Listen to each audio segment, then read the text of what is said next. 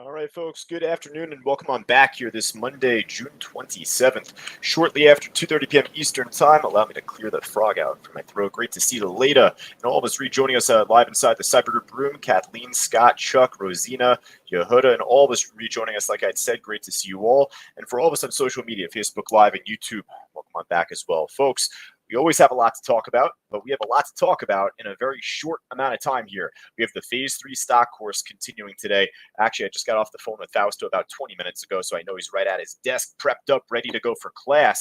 So there you go, Rich. I appreciate you as well. Rich just posted the link inside the trading room for Fausto's Phase 3 stock course class at 3:05 Eastern Time. So we have a lot to go through here, folks. The markets are dripping down a little bit lower and lower here at this point. It's been relatively slow, but there's been direction here, right? So there's a bunch of different stocks that we've been following from the morning up until right now as a short. So we'll talk about those. There's a couple of stocks moving on up, going against the grain. AMC obviously being one of them right now. It's at the highs here. We know AMC up and down. So needless to be said, we're easily going to put this on our list to begin.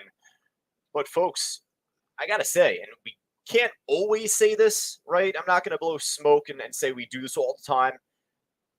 But man, we called this AMC trade out from the freaking get-go today. And there normally wouldn't be as much of a reason for me to follow a stock like AMC like on a just regular Monday. But from Friday afternoon in the post market, when we ended up seeing just a bunch of larger spikes, which, hey, at the end of every day we do, but this was the same reason as to why I followed NEO very intently. At some point last week, I think it was Wednesday we saw, like a 9.1 million share transaction. All right, well, Friday at the close on AMC, it looks like we saw like a 6-7 million share spike. I ended up noting that in pre-market this morning, so I didn't really see this from Friday. But man, once I saw this in pre-market this morning, I knew I had to chart my levels. And with that, just as soon as this broke back above 1250, 1247, 1250, that's where we ended up seeing that big, 6 to 7 million share transaction get filled from Friday. Well, once it broke above that price area right here, off and running she went, and since this thing has just been an absolute machine. So hey, on a stock like AMC, we usually grab most of the meat off the bone, but we were here from the absolute start. So for right now, we're going to put this on our list. I don't think that this is even as much of like a meme stock type of day. I think it's just specific to AMC.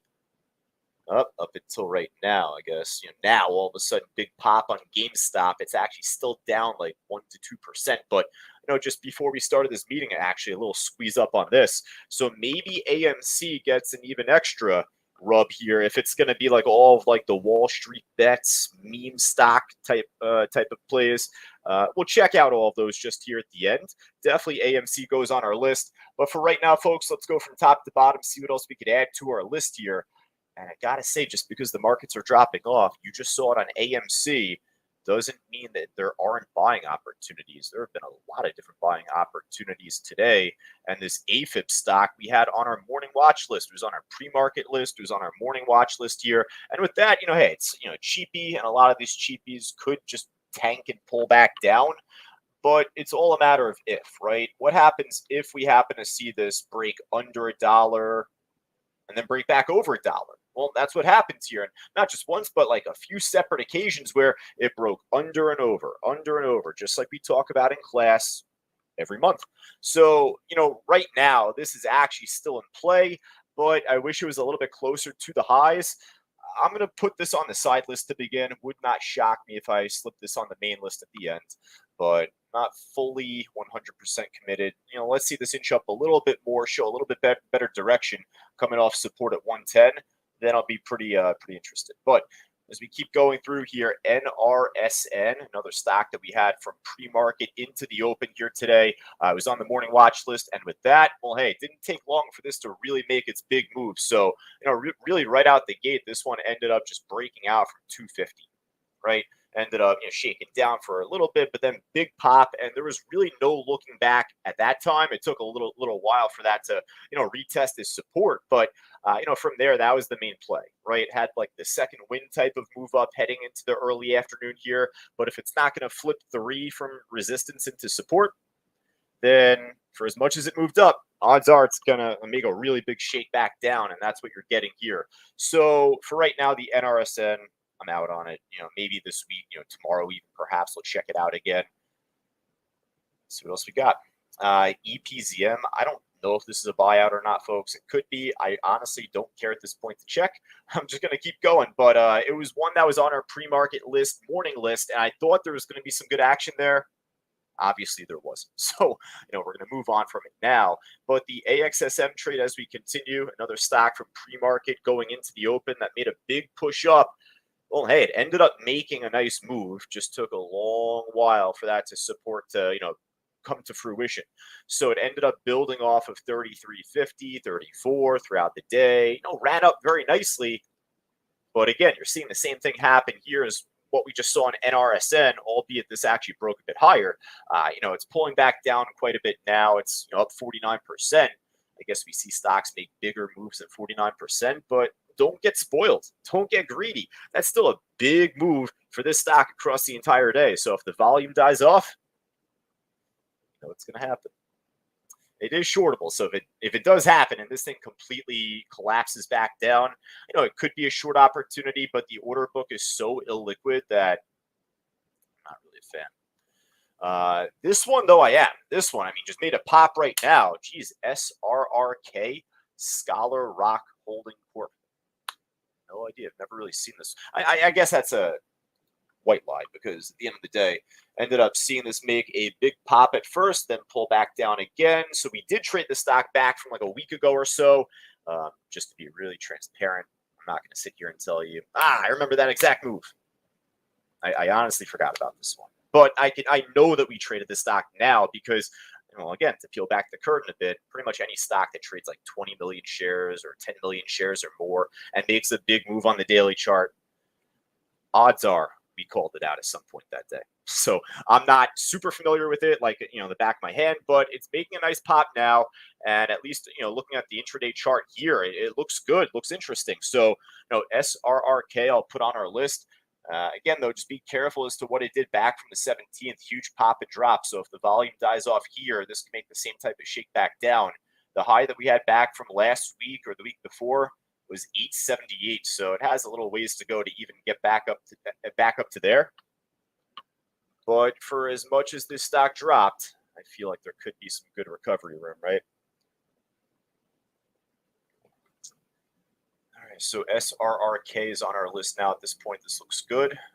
CLNN, we'll kind of just skim through the gainer side here to wrap up, but otherwise we'll pass on this one for right now. BMTC is still hanging in there, still showing a little strength, isn't it? It ended up making a nice pop and then died off. But right now, it's showing us a little bit more here. So for right now, I'll put this on our list here too. BMTC. This kind of reminds me of Afib, although Afib's a little slower than this, it seems. So this seems to be the more advantageous trade for right now. RDHL cheapy, but I'm happy I clicked on it. It's actually pushing up right now. A ton of volume just got filled. It's testing major resistance, as you would assume for that to be a resistance at $1. Know what? If we have a bunch of these like random stocks that look like this that we're just kind of catching on good timing here, I'll kind of just write them all down and then kind of cherry pick the ones that look the best. So not fully sold on that just yet. NCTY, going to pass on this. This one's not trading a whole lot of volume per minute. Chart looks all right, but kind of spotty too. MSPR up and down, so pass on that. Norman inside our trading room just now commenting just with AMC again. AMC running. It is. We started off the meeting by going over AMC.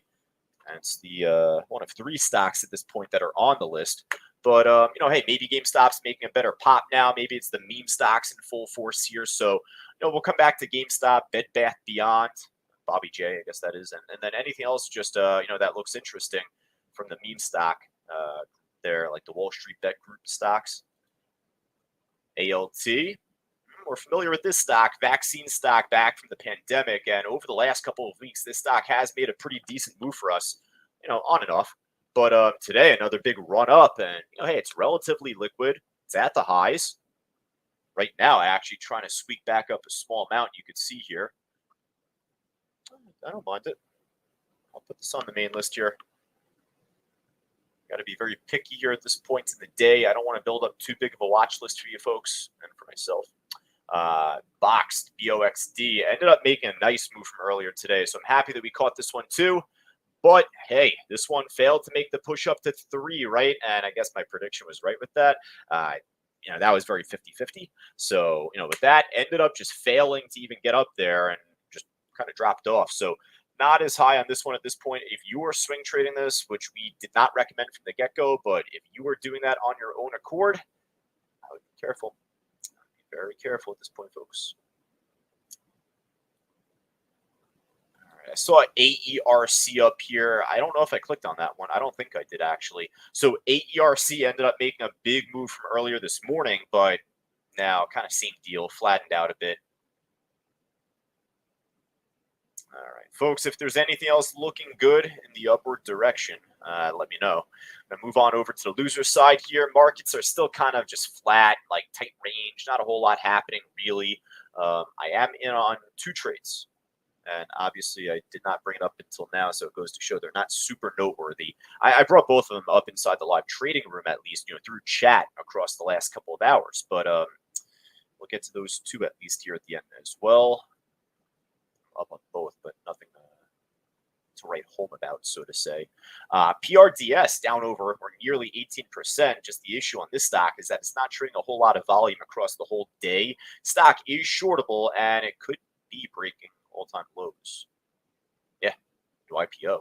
Interesting that this is shortable. No, I mean, dropping off, breaking all-time lows, no historical support or data to work with. But the issue, I mean, I'm not really that big of a fan of how little volume the stock is trading today. So, this looks like a good short.